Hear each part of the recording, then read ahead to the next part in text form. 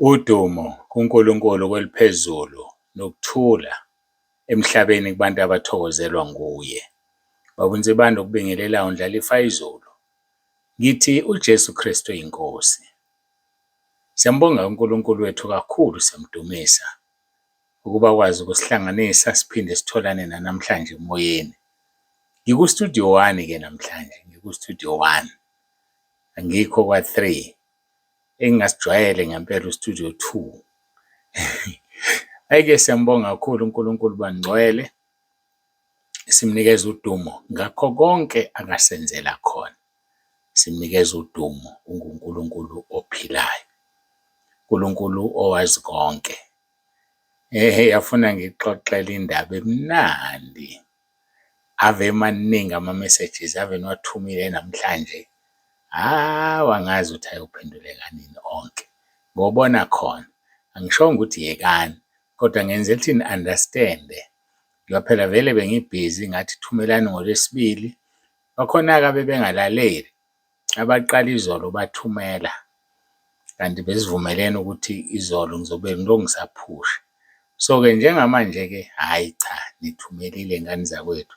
Niyakhombisa ukuthi kade nipanishekile. Hhayi-ke nami ngizoyincenga nje kancane. Angithi emini phela isikhathi sama-appointments. Le ndaba ngiyincenga nini? Ngincenge ekuseni, ngize ngincenge late ntambama. Ngiyacela-ke sikhuleke, simbonge uNkulunkulu wethu, simcele abe kanye nathi kule nkonzo. UJesu Kristu inkosi.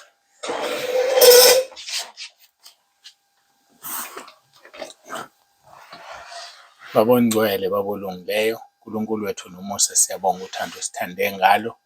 Siyabonga nomsebenzi owenzile izolo, kwaphila abantu, sikhulekela abagulayo. Siyakubonga Nkosi ngalokho. Sibonga nomsebenzi Nkosi owenzayo ukuvula amehlo abantu, babone abantu abazobaletha ekhaya lezwi. Bayabaletha Nkosi ngobuningi babo, siyabonga. Mabaqhubeke uNkulunkulu wami nomusa, kuyasijabulisa lokho. Kuze labo Nkosi benhloso yakho nabentando yakho nabenhliziyo yakho. Siyacela ukuqhubeka ube kanye nathi kule nkonzo, uzambule. Ngicela ngegama leNkosi uJesu Kristu ophilayo. Babusiseke abaletha abantu. Babusiseke abayilalelayo le nkonzo. Basithole nje leso sibusiso sokulalela. Seve sandiswe uma sebelenza izwi lakho. UJesu Kristu inkosi. Amen.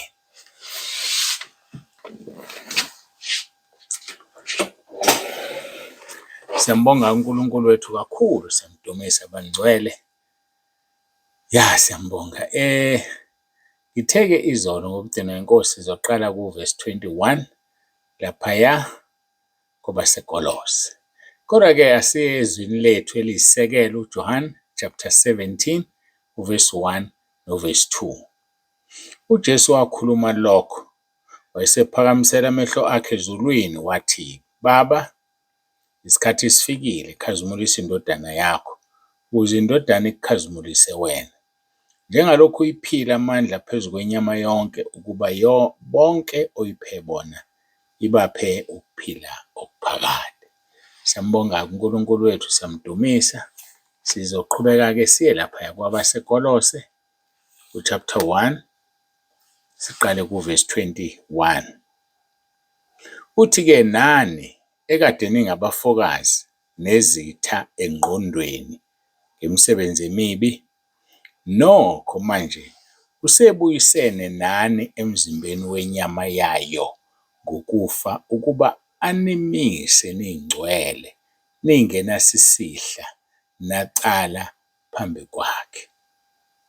Uma kambe nihlale ekukholweni, nisekeliwe, nigxilile, ningagudluzwa ethembeni levangeli enalizwayo, elashunyayelwa kukho konke okudaliweyo okuphansi kwezulu, engenziwa isikhonzi salo, mina Phawuli.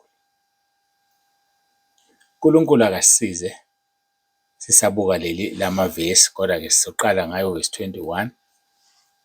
Uthi nina ekade ningabafokazi nezitha engqondweni yemisebenzi emibi. Ngoba ingqondo, uyayibona ingqondo. Khona abantu abayizitha engqondweni, kodwa bayizona izitha ngokwenyama. Khona abantu abayizitha ngengqondo, ngoba ingqondo yakhe imtshela ukuthi uyisitha.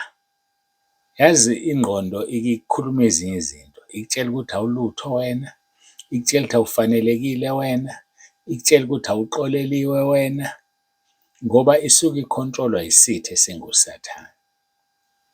Ikutshela izinto ezinegative. Yingakho kufanele sinikele imizimba yethu njengoba seRoma 12 besho, sinikele imizimba yethu ibe umnikelo ongcwele nophilile kuNkulunkulu ukuze sikhonze ngokuqonda. Ngoba uma ungawunikelile umzimba wakho kuNkulunkulu, usenkingeni ngoba uzothi uthandaza kube nezinto ezithuka uNkulunkulu engqondweni yakho, enhliziyweni yakho, uthi ubhizi uthandaza ungabusazizwa ukuthi uyaphuma noma uyangena, uqalephi, uthandaza uthini, ngoba ingqondo yakho ayinikeliwe, umzimba wakho awunikelile. Izitho zonke zomzimba zidinga ukunikelwa ngoba phela besingabafokazi nezitha engqondweni. Ingqondo ibigaya iy'bozi, ingqondo igaya izono, ingqondo inemizindla emibi nemicabango emibi. Lokho bekusenze saba izitha. So njengamanje-ke asiyeke ukuba izitha, size eNkosini uJesu, sithulule imithwalo yethu, sithulule izinto ezisigqilazayo engqondweni ukuze ukhalo lwengqondo luboshwe. Kusho njalo umpostoli uPetro ngale, bophani izinkalo zengqondo yenu. Ukhalo lwengqondo kufanele luboshwe. Manje awukwazi ukuphila ukhalo lungaboshiwe ngoba awukwazi ukuzithiba. Ezinye izinto ekufanele uthathe iy'nqumo zokungazenzi uvele uzenze nje. Kanti akusizi konke, futhi akuvunyelwe konke, kusho njalo umpostoli uPawulu. So asikhuleni-ke ngengqondo, sifinyelele kumazini wasiletha emhlabeni, Baba uNkulunkulu, uJehova Sebawothi. Bangcwele, sasiyizitha ngengqondo. Ifuneka isetshenzwe-ke le ngqondo. Nikelani imizimba yenu ibe umnikelo ophilile nongcwele kuNkulunkulu. Ukuze ukukhonza kwenu kube ukukhonza kokuqonda. Niguqulwe isimo, verse 2 wakhona, ngokuthi ingqondo yenziwe ibe yintsha ukuze nikwazi ukuhlolisisa okuyintando kaNkulunkulu. Uma ingqondo ingeyintsha, awukwazi ukuhlolisisa okuyintando kaNkulunkulu. Kuvele ukuthi uma kuqhamuka into uthi intando kaNkulunkulu kungeyona. Ithi uma isiqhamuka intando kaNkulunkulu uyiphike ngoba ingqondo yakho ayinikeliwe, ingqondo yakho ayiguquliwe, ingqondo yakho isebenza ngaleya ndlela endala. Nikelani imizimba yenu bafowethu ibe iminikelo ephilileyo nengcwele kuNkulunkulu ukuze ukukhonza kwakho kube ukukhonza kokuqonda. Ngakho-ke indaba isengqondweni. Ingqondo ngake ngayichaza ngelinye ilanga ukuthi engqondweni ufike ubuke izinto, ibisihumusha ingqondo ithi akulona ugodolola inyoka, thana nyawo imbeleko, noma thatha induku uyishaye, iyashayeka le. Konke lokho kuphekwaphi? Engqondweni. So ingqondo-ke idinga ukuthi yenziwe ibe yintsha khona kuzoguquka isimo sethu. Umntwana kaNkulunkulu angayibizi ngiyakholwa, kodwa indlela agqoka ngayo ikhombisa ukuthi akayilona ikholwa. Umntwana kaNkulunkulu ayibize ngiyakholwa, kodwa indlela adrayiva ngayo ayimkhombisi ukuthi uyikholwa. Ngendlela imoto ehlotshiswe ngayo ayikhombisi ukuthi uyikholwa. Ngendlela imoto eyenziwe ngayo. Hhayi phela angithi inkambo yethu kufanele ikhulume. Kufuneka nje ubonakale ukuthi yabona le moto le noma ngambona umnikazi wayo, le moto le eye-gentleman, eyomntwana kaNkulunkulu, noma le moto le ekamfundisi. Hhayi umfundisi ugibele iy'moto zabafana abancane.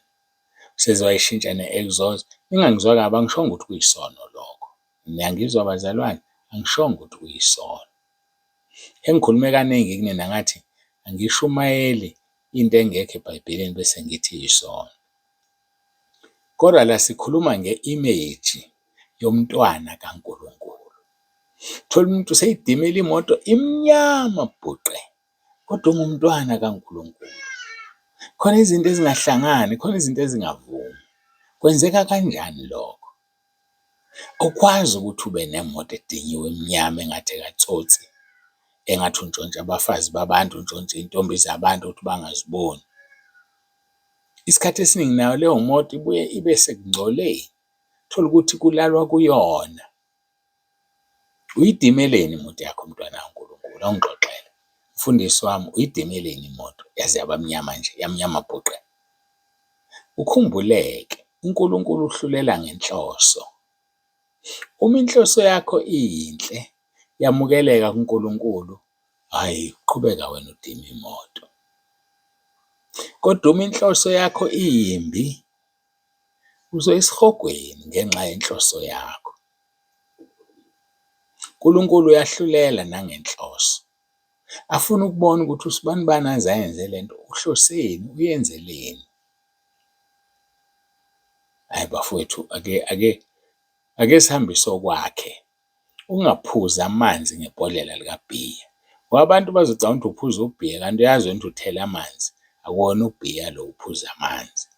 Bahambe abantu ne-impression bathi usibani bani uyaphuza, kodwa nikholwa naye. Phoxeka umsebenzi kaNkulunkulu.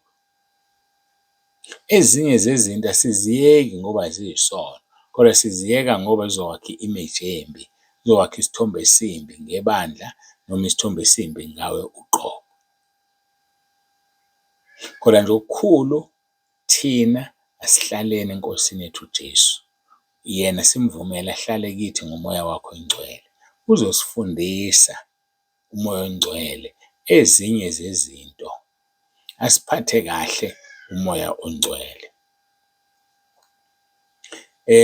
Ngakho-ke ngiyanincenga bazalwane ngobubele bukaNkulunkulu, amaRoma 12 lawo, ukuba ninikele imizimba yenu ibe ngumnikelo ophilileyo, ongcwele, othandekayo kuNkulunkulu, kube ngukukhonza kwenu kokuqonda.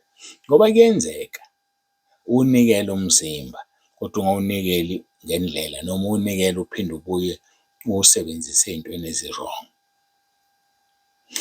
Yikho kuthiwa akube umnikelo ophilile. Umnikelo ophilile lo wanikelwa u-Abela.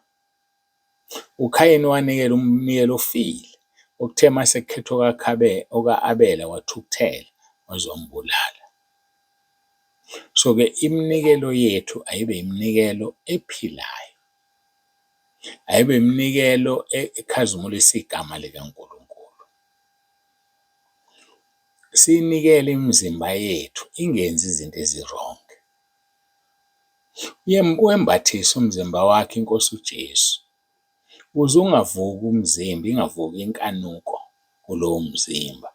Yembatha uJesu, yembatha ububele, yembatha uthando. Ngakho-ke ngiyanincenga bazalwane ngobubele bukaNkulunkulu ukuba ninikele imizimba yenu ibe umnikelo ophilileyo, ongcwele, nothandeka kuNkulunkulu, kube ngukukhonza kwenu kokuqonda. Ngoba umuntu angawunikeleli umzimba akakwazi ukukhonza ngokuqonda. Athi uvesi 2, ningalilingisi lelizwe, kodwa niguqulwe isimo ngokwenziwa ibentsha ingqondo. Siguquliwe yini isimo sakho? Kwakufanele siguqulwe isimo ngokwenziwa ibentsha ingqondo. Ukuze-ke uma siguquliwe isimo, ingqondo yenziwa ntsha, usuzokwazi ukuhlotshisa okuyintando kaNkulunkulu, okuhle, nokuthandekayo, nokupheleleyo. Ngoba okaNkulunkulu kuhle. OkukaNkulunkulu, uNkulunkulu ufuna sithembeke. Asinikeleni imizimba yethu. Abantu abaningi bagijimela ukunikela imali. Fine, ngayinikela nayo. Awuqale ngomzimba wakho. Ngoba ukunikela kwakho imali, umzimba ongcolile akuzukukufaka ezulwini. Kodwa nikela umzimba, ngoba noma imali ungasayinikelanga ngoba mhlawumbe ungenayo, uzongena ezulwini ngenxa yomzimba wakho onikeliwe. Asinikeleni-ke bazalwane imizimba yethu ibe umnikelo ophilile. kuNkulunkulu, ukuze singabi nengqondo eyisitha, ingqondo yakho icabanga izinto ezi-wrong. Mawubona nje wena abantu ababili kuwena sebeyolala, noma usuyabakhumula, usubabona ukuthi bayalala, ubona indoda nonkosikazi amajini balala kanjani, yabona ingqondo yakho yonakele. Vuma izono zakho, ubukile i-porn empilweni yakho, wazisiza empilweni yakho, wa-download efonini yakho lezi iy'thombe, ifoni yakho ingcolile, iphethe ngapha imikhuleko Roma 10, ngapha iphethe ukungcola. Ayiphumi ekungcoleni. Nkosi uJesu ivule izandla, iyakuthanda futhi iyakufuna. Phuma nje ekungcoleni mntakababa. Sikhulekelwe inkosi uJesu lapho kuJohane 17. Wathi uzosinika ukuphila, asinike nenkazimulo. Into esiyidingayo le. Kodwa sikwazi ukuthola ukuphila sisasheba, sisadla nezono bese siya enkonzweni. Asikwazi ukuthola ukuphila sisakhonza abangasekho, sikhonza amadlozi. Asikwazi ukuthola ukuphila usasiza ulekelele lapho kwenziwa khona imisebenzi. uNkulunkulu ufuna umuntu omthandayo, oyinikelayo, unikela konke okwakhe uqobo lwakhe. Mthande ngenhliziyo yakho yonke, ingqondo yakho yonke, umphefumulo wakho wonke, nangamandla akho onke. Bese uthanda umakhelwane njengalokhu uzithanda wena. Uma wenze njalo uzoyibona iy'thelo zikaNkulunkulu, uzokubona uNkulunkulu azokwenzela khona. Sijaheke sifuna ifruit yokukhonza uNkulunkulu, sifuna iy'thelo zokukhonza uNkulunkulu. Kanti wena ngabe uyayibika indaba yakho kuNkulunkulu. Ibike, Nkosi uJesu izokusiza. Asibonge-ke bazalwane, siyambonga uNkulunkulu wethu kakhulu.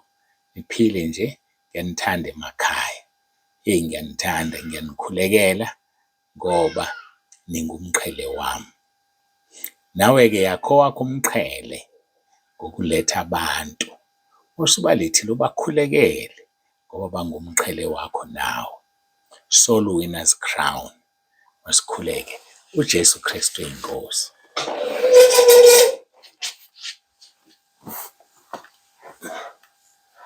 Baba olungileyo, Baba ongcwele, Nkulunkulu onomusa, siyabonga, siyathoba phambi kobuso bakho, sibonga inkonzo osisiphe yona. Siza-ke Nkosi, thina sonke ezindaweni zonke silizwe silenze izwi lakho. uJesu Kristu inkosi. Amen.